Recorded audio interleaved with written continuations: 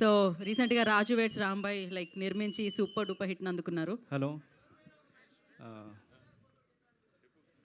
ఇక్కడికి నన్ను పిలిచిన అందరికీ, కోన గారికి అండ్ ఇక్కడ ఉన్న వాళ్ళందరికీ కూడా మై బెస్ట్ విషెస్ చెప్తున్నాను.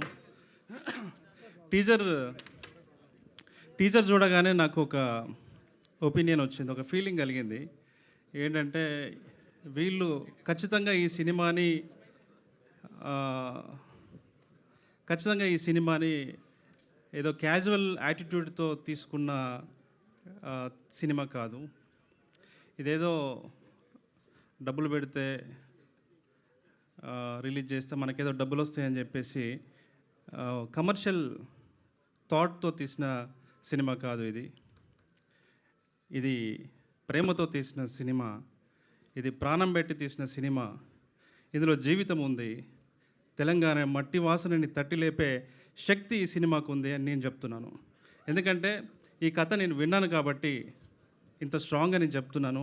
టీజర్ చూస్తుంటే కథలో ఉన్నటువంటి ఇంటెన్స్ని, కథలో ఉన్నటువంటి ఫిలాసఫికల్ బేస్ని ప్రాపర్గా డిపెక్ట్ చేస్తున్నారు సినిమాలో అని చెప్పేసి నేను అనుకుంటున్నాను.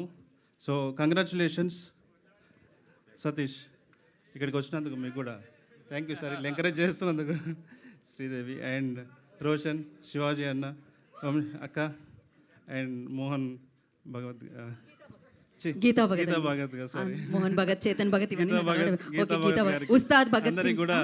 అందరికి కూడా మై విషెస్ చెప్తున్నాను. అండ్ ఇందాక మనోడు మాట్లాడుతూ తెలంగాణ సినిమా అన్నాడు. ఇది తెలంగాణ సినిమా అని అట్లా ప్రొపగండా చేయకుండా తెలంగాణ జీవితం ఉన్న తెలుగు సినిమా అని ప్రొపగండా చేయండి, వర్కౌట్ అవుతుంది. లేదంటే అక్కడి నుంచి పైసలు రావు నీకు.